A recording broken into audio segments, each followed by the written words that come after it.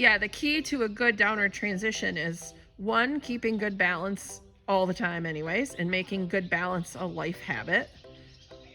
Because we can't be cantering around for 5 minutes and then be like, you know what, I am going to make a transition now. I suddenly need to use some balance, because then you have a ton of repair work to do.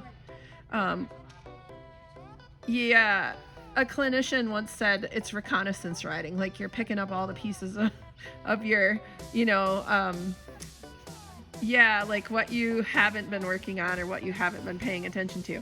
So if she's not wrong, it's like a reparative. And I'd rather be in a maintenance mode. Like, we always have the best balance that we are capable of in that moment. And that doesn't mean it's perfect all the time, God knows, but it should be the best you're capable of.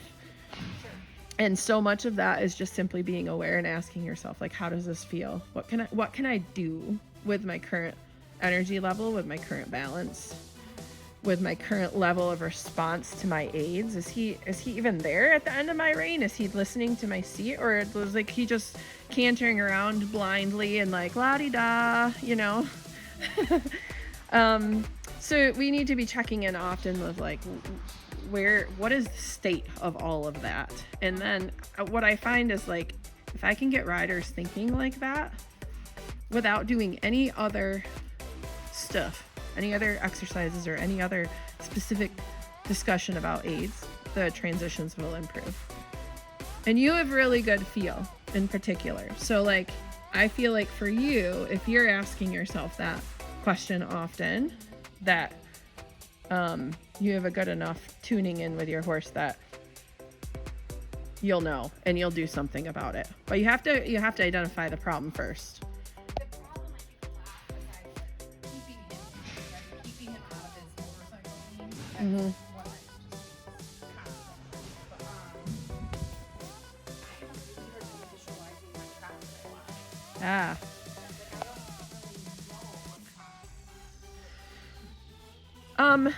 So I would say to you, I want you to make the trot that you can sit. Okay. And like, you know what it feels like when it's like, oh, I could sit this all day, versus, oh, I feel like my crotch is falling down into the black hole and we're just pulling, and I'm pulling on him, he's pulling on me, and I feel like I'm slamming into his back. Yeah. So we don't want that one. Yeah. So what I would say to that is, until you get really proficient in coming out of the canter and sitting a more powerful trot, a more ground covering trot, I would come into thinking, can I come out into an organized jog? Because if he comes out into an organized, balanced jog, you can build from that. But if you are like, oh, I'm going to come out in a big, powerful ground covering trot, fancy trot, I'm going to run. And you can't build from that you just have to survive. So like, and also that doesn't necessarily take any strength from the horse's hind end. They just fall into the shoulders and pull and run. So I think I want to come into a jog, Okay. which eventually will become, with greater strength development and coordination, a collected trot. And then from there, I incrementally increase the power and the reach and the tempo until I come out into that show trot I ultimately want. But that's one of those things where faking it till you make it doesn't work. That won't work. You have to think, I need to strength and coordination build, and then I can add more power. Okay. It's like in driver's training, they don't usually put the kids out they take them around the parking lot at 5 miles an hour first. Because they're not ready to handle those cars at 70 miles an hour yet. Yeah. So what I want you to do is, let's go ahead and go back into the canter, and then I want you to think about coming back into we're just going to use the word jog, because I think that in everybody's mind is like, oh yeah, that's not a slingshot trot. And then when you feel like you have control over that, then you can start to open it up, which takes days, weeks, months, years, depending on the horse and rider. But you can build off quality. You can't build off hectic.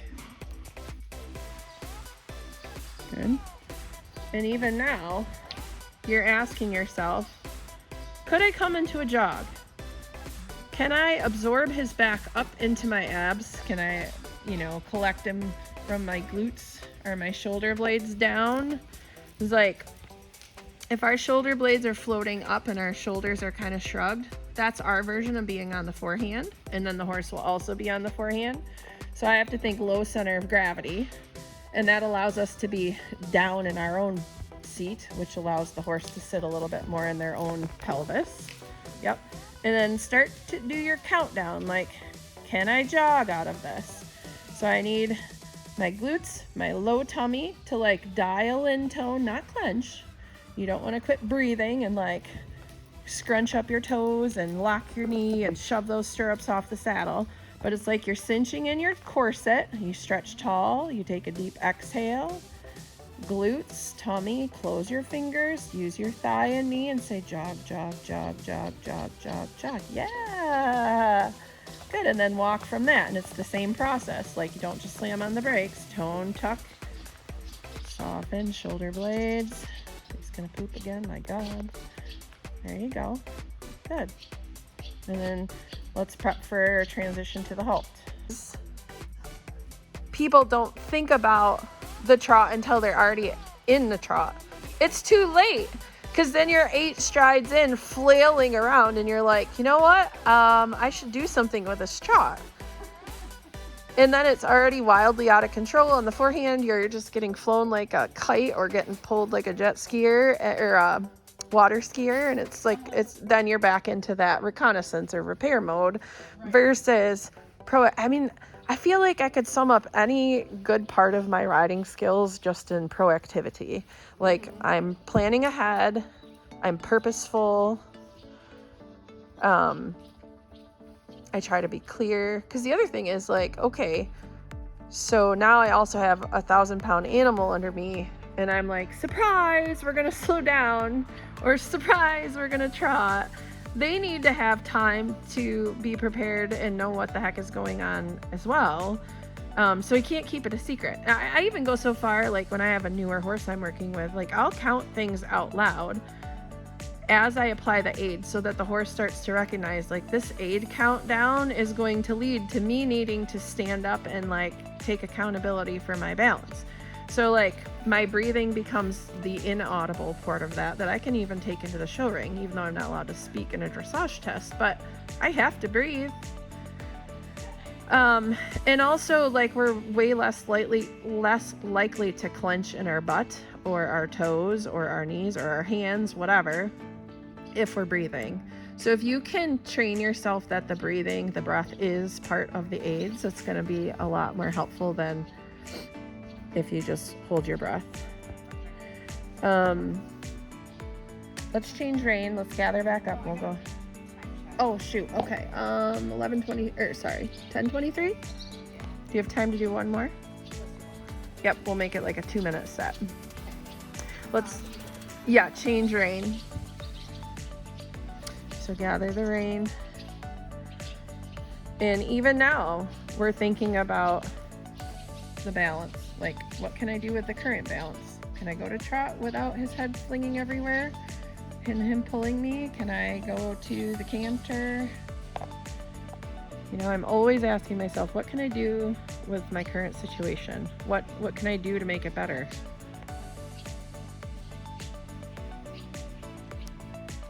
Yeah, I think you can shorten your rein a little bit, and I would do a couple little boxes with both legs to say stand up because he's kind of dropping his neck. Yep. And remember, stand up doesn't mean run away from me. I just want him to engage his core. There you go. Okay. Now let's go ahead and prep for the trot.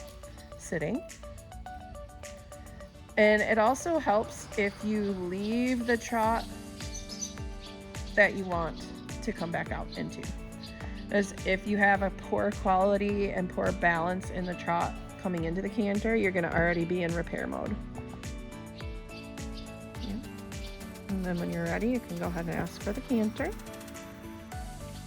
But from step 1, you're saying, what can I do with this canter? What can I do with this level of balance? Is the trot that I want to come back to available and living within it?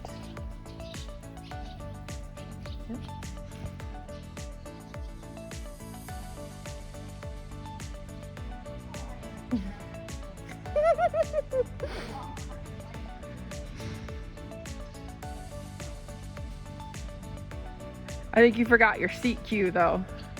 Remember, the inside seat bones strike the match as your actual canter depart aid. But I like that you were really thinking about your trot. I think that's what was happening. You were still in your trot seat. I was in my Yep. shop. So get your canter seat. And he's pooping, so that doesn't help, but you can do it. Yep. So he needs a little bit of a box to perk up. He's not really stepping under, so he at this point is lacking balance because he's not pushing forward, so he's lacking impulsion. So I'd both legs, punch, and say, nope, not faster. I want longer, deeper strides. That's better. And then see how that picks him up a little bit in the front too. And that your seat and your rein tell him that leg means lift, not speed. And now you should be able to canter, because now he's actually stepping underneath himself a little better. Yep, that's fine. Good job. And even now, be like, is the trot I want living in this canter? And then start to count it down. So deep breath is 1. Tone in your tummy and your glutes is 2. Checking that you're not locked in your feet or your knees. Exhale into the jog trot that you want. Yep. And then making sure too that you don't stop all the way, right? Which, you know, as a former reiner, he thinks everything's a stop. There you go. Good. And then prep for your walk. Oh, give him a little box because he's kind of dropping again. He's getting shorter, faster strides. Yep. Shorten your reins. You're getting a little bit. And tuck your glutes. So when your arms come out, that tells me that your reins have gotten a little too long and you've gotten a little bit too top heavy. Yep. There you go. Soft forearms. And then step into the walk. So use your thigh a little bit there to keep turning him. Big exhale, use your corset, grow tall. Think pull your neck right up out of your body. Exhale, and then focus on your breathing when he gets jiggy. And just a little shiver shake. Let out that tension. Yep, that's fine. Good, now feed him out into a long rein. Yeah, we're gonna let him go to free walk and give him a little scratch on his neck. Good boy. Good. Good job. Yeah. I can feel it. It's like a light bulb moment. Like, okay, I know now what I'm trying to do. Now, like, now I gotta work. Yeah. Well, and it's hard for him too. Yeah. You know, it takes a lot more strength to come out in a balance. Like their butt probably burns. Their abdominals just burn because they normally just let gravity take them forward. Unless the rider says, hey, I'm gonna hold you accountable. We need to help, you know, carry each other and like use our core, use our hind end, use balance and some physics. Yeah.